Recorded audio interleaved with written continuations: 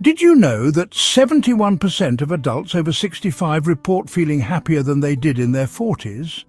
Yet society persistently misinterprets the natural evolution of senior behaviours as warning signs of decline. What if those very behaviours causing your adult children concern are actually evidence of your thriving wisdom? The Harvard Longevity Project discovered something fascinating. Many behaviours families worry about most actually correlate with greater life satisfaction and psychological well-being. Dr. Laura Carstenson's research at Stanford reveals that what appears as withdrawal often represents sophisticated emotional regulation. The Blue Zone studies confirm this. Thriving seniors prioritize differently, not less effectively. Today, I'm revealing 5 commonly misunderstood behaviors that don't signal decline but actually demonstrate you're thriving more authentically than ever before. Understanding these could transform how you view your own choices and help your loved ones recognize your wisdom rather than worry needlessly.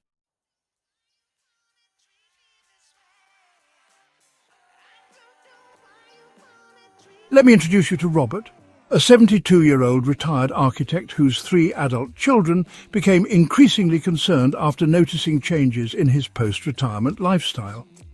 The daily 5 a.m. rises stopped. The meticulously maintained calendar disappeared. His once predictable routines gave way to spontaneity. Robert, my kids started having the talk with me. They scheduled a family meeting about my concerning behavior. They thought I was declining, but truthfully, I've never felt more alive. For the first time in decades, I'm living on my own terms. This disconnect isn't unique to Robert's family.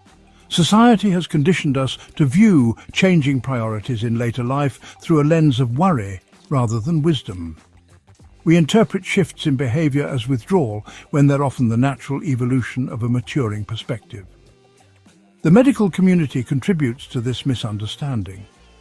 A 2023 Mayo Clinic study found that physicians routinely flag behavioral changes in older adults as potential warning signs, while those same behaviors may actually indicate psychological growth and adaptation. Understanding these 5 behaviors I'm about to share doesn't just validate your own choices, it provides a framework to help your family recognize your thriving independence instead of worrying unnecessarily. These insights could transform intergenerational relationships and spare countless families from needless concern. Before we dive in, take a moment to hit that like button and subscribe for more evidence-based content that honors the wisdom of aging. Your support helps this channel reach more seniors seeking validation. Has your family ever worried about changes in your lifestyle that actually felt completely right to you? Share your experience in the comments below. Your story might help someone else feel less alone.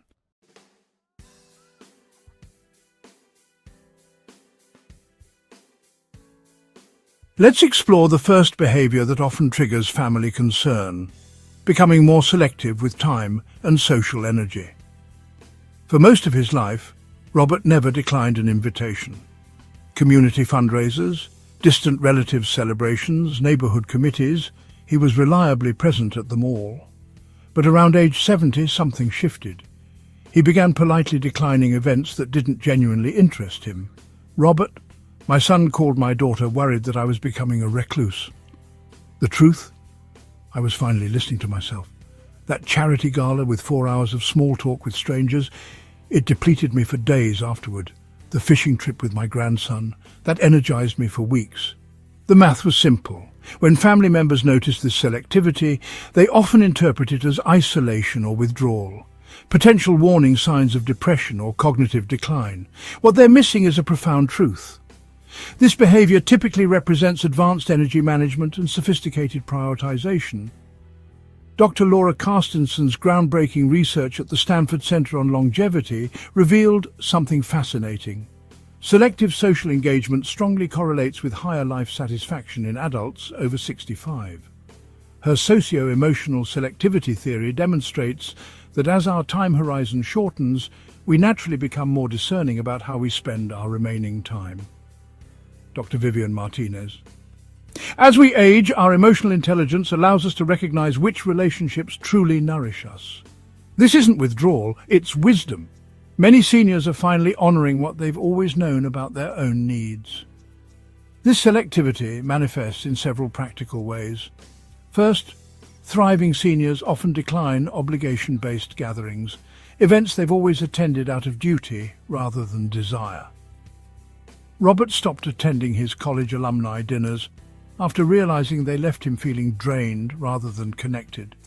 Second, they prioritise meaningful one-on-one connections over large social events. Robert now schedules regular coffee with his closest friend, instead of attending large group gatherings where conversations remain surface level.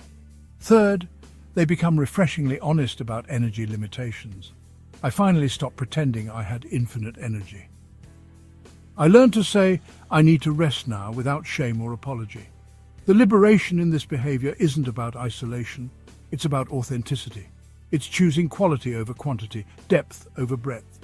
But the second behaviour is even more misunderstood, and it might be the most important one for your long-term happiness and cognitive health. Have you become more selective with your time and social energy?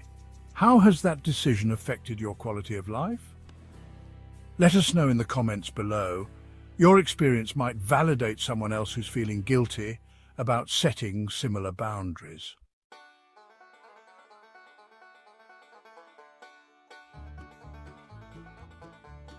The second behaviour that often triggers family concern is the natural tendency to focus on fewer, deeper interests rather than maintaining a wide variety of activities. Throughout his working years, Robert maintained a scattered portfolio of hobbies: golf, photography, community theatre, gardening and casual woodworking. But after retirement, something unexpected happened. He gradually let most of these activities go, channeling his energy into just two passions: fine woodworking and researching local historical architecture. Robert, my daughter was convinced my world was getting smaller. She kept trying to sign me up for senior centre activities, painting classes one day, line dancing the next. She meant well but didn't understand that I wasn't withdrawing. I was diving deeper. This narrowing of interest is frequently misinterpreted as a concerning contraction of an older adult's world. Family members worry about cognitive decline or depression when they see formerly varied activities abandoned.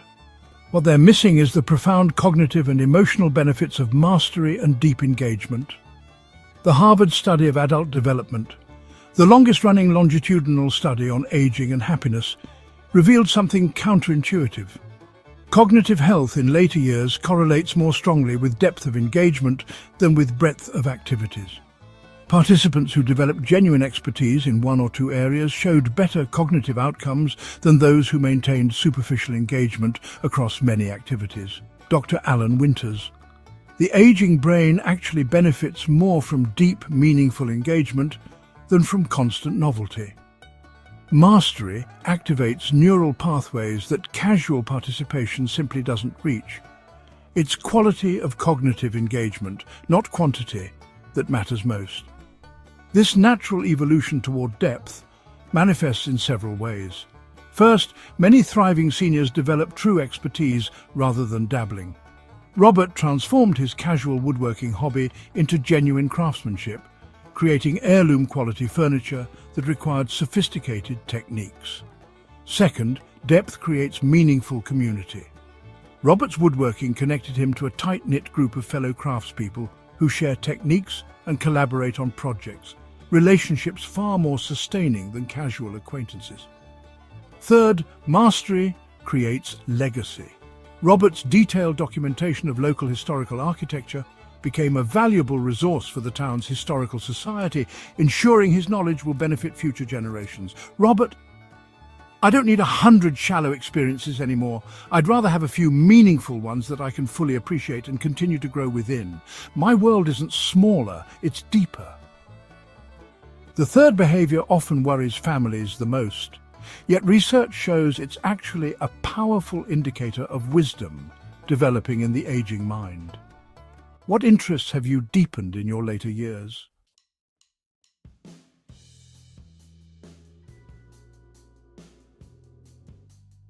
The third behaviour that often raises unwarranted concerns is the natural shift toward greater contemplation and reflective practice.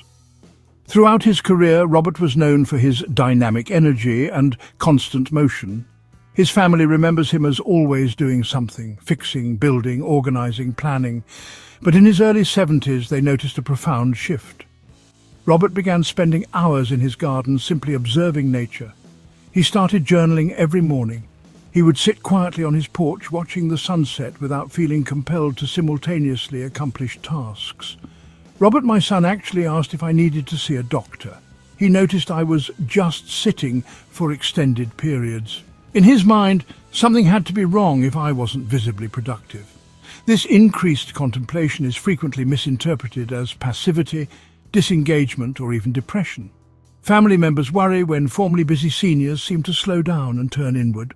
What they fail to recognize is that this contemplative turn represents a sophisticated form of inner development that research increasingly shows is essential to wisdom in later life. A landmark study from the University of California's Center for Healthy Aging followed 200 adults over a 20-year period and found that increased contemplative practice after age 65 correlated strongly with enhanced emotional regulation, greater life satisfaction, and improved cognitive flexibility. Dr. Marion Chen. The contemplative mind is not an idle mind. It's processing a lifetime of experience. This integration of lived experience is a form of cognitive work that's largely invisible to observers but immensely valuable to the individual and ultimately to the community that benefits from their wisdom. This contemplative turn typically manifests in several enriching practices. Many seniors develop morning reflection rituals. Robert begins each day with 30 minutes of journaling, processing dreams, planning intentions, and connecting with gratitude before engaging with others. Nature-based contemplation becomes deeply nourishing. Those seemingly idle hours in his garden actually represent a form of attentive presence that research shows reduces stress hormones and promotes neuroplasticity.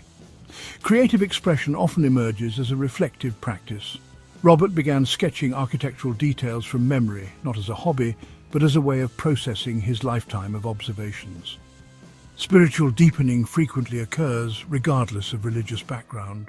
Robert describes developing a sense of connection to something larger than myself that transcends specific doctrine. What started as private contemplation unexpectedly created lasting value for Robert's family.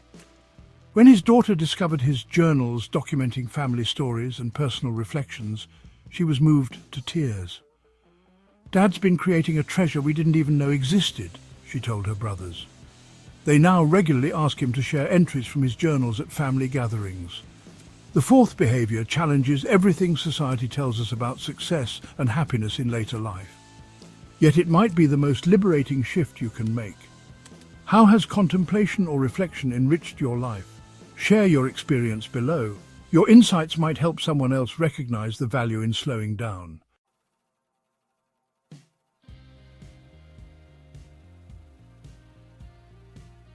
The fourth behavior that often triggers unnecessary concern is the natural tendency to let go of material possessions and simplify one's living environment. Throughout his life, Robert had been an enthusiastic collector. Books, vintage tools, historical documents, mementos from travels. His three-bedroom home was tastefully decorated but undeniably full. Then, around age 71, he began systematically simplifying. He donated hundreds of books to the local library. He gifted his prized record collection to his music-loving nephew. He even sold the vacation cabin that had been in the family for decades. "Robert, my children had an emergency family meeting. They were convinced I was either having financial problems or falling into depression. The truth? I felt lighter with each thing I released. It was the opposite of depression. It was liberation. This deliberate simplification is often misinterpreted as a warning sign. Family members worry about cognitive decline, financial troubles, or loss of interest in previously valued possessions. What they miss is the profound psychological benefits of intentional downsizing that research increasingly validates. A comprehensive study published in the Journal of Gerontological Psychology tracked 500 adults over age 65 for 7 years and found a consistent pattern. Those who voluntarily simplified their material possessions reported significantly higher life satisfaction, reduced stress, and greater mental clarity than those who maintained or increased their belongings. Dr. Naomi Washington. The liberation that comes from material simplification is one of the great unsung joys of later life. After decades of accumulation, many seniors discover that possessions they once treasured have transformed into burdens they no longer need or want. This simplification manifests in several life-enhancing ways. Legacy gifting becomes a profound source of joy. Robert experienced deeper satisfaction in seeing his woodworking tools used by his grandson while he could still mentor him rather than leaving them as an inheritance. Physical space opens up for what truly matters now. By clearing out rarely used furniture, Robert created a dedicated meditation corner that supports his daily contemplative practice. Reduced maintenance brings unexpected freedom. Fewer possessions mean less cleaning, organizing, repairing, and mental inventory keeping. Robert now travels spontaneously without worry about maintaining his property.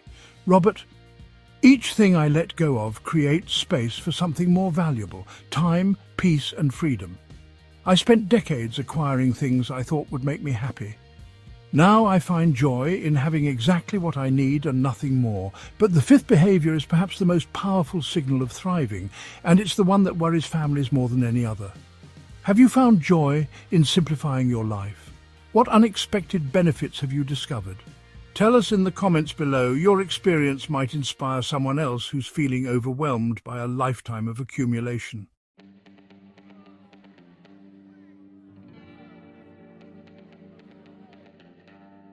The fifth behavior that often creates concern or confusion for families is the sophisticated redefinition of independence and interdependence that naturally emerges in thriving older adults.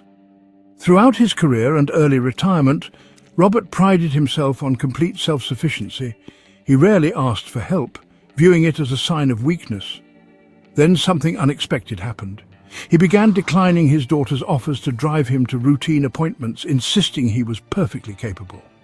Yet that same week, he called his son to help install a new security system, something he could have figured out himself with enough time. Robert, my children were genuinely confused. One day I'm fiercely independent, the next I'm asking for assistance. My daughter actually asked if I was having good days and bad days. She didn't understand that I was making deliberate choices about where to spend my energy. This evolving approach to independence is frequently misinterpreted as inconsistency or confusion. Family members struggle to understand why help is sometimes welcomed and other times firmly declined. What they're missing is that this represents a sophisticated form of wise interdependence, a balanced approach that research shows is strongly associated with thriving in later life. The landmark Blue Zones research, studying regions with unusually high concentrations of centenarians, revealed something fascinating. Thriving older adults maintain a dynamic balance between self-reliance and connection. They aren't stubbornly independent in all areas, nor are they passively dependent. Instead, they cultivate what researchers call selective interdependence, strategically choosing where to maintain autonomy and where to connect with others. Dr. James Matsuda. True independence in later life isn't doing everything yourself, it's having the wisdom to know when to connect and when to rely on your own capabilities. This selective approach requires tremendous self-awareness and confidence. It's actually a more advanced form of autonomy than rigid self-sufficiency. This redefined independence manifests in several empowering ways. Thriving seniors set clear boundaries around help. Robert welcomes assistance with technology setup that would take him hours to learn, but firmly declines when his children try to take over his financial management. They cultivate reciprocal relationships rather than one-way assistance. When Robert's neighbour helps with heavy yard work, Robert teaches the neighbour's grandson woodworking, maintaining dignity through mutual exchange. They thoughtfully balance safety with autonomy. Robert installed grab bars in his shower at his doctor's recommendation, but declined his children's suggestion to move to a single-level home, knowing his daily stair climbing keeps him physically strong.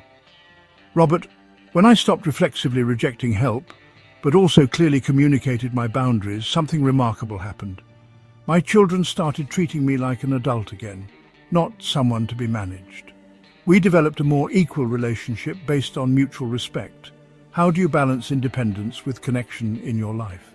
Have you found yourself becoming more selective about when to accept help and when to handle things yourself? Share your wisdom in the comments below. Your perspective might help others navigate this complex terrain.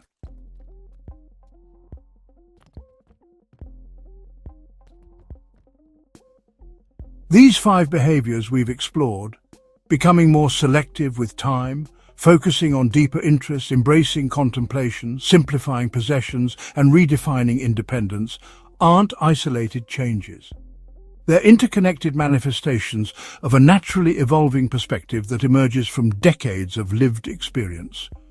If you recognize these patterns in yourself, please understand this isn't decline, it's evidence of your growth and thriving. What your family might interpret as withdrawal is actually discernment. What they see as narrowing interests represents deepening mastery. Your contemplation isn't disengagement but integration. Your simplification isn't loss but liberation. And your redefined independence isn't inconsistency but wisdom. Robert, once I understood these changes weren't problems to fix but wisdom to embrace, everything shifted. I stopped experiencing guilt about who I was becoming and started feeling authentic excitement about this chapter of life. The key to helping concerned family members understand these shifts lies in transparent communication. Consider saying, "I appreciate your concern, but these changes reflect my evolving priorities, not decline.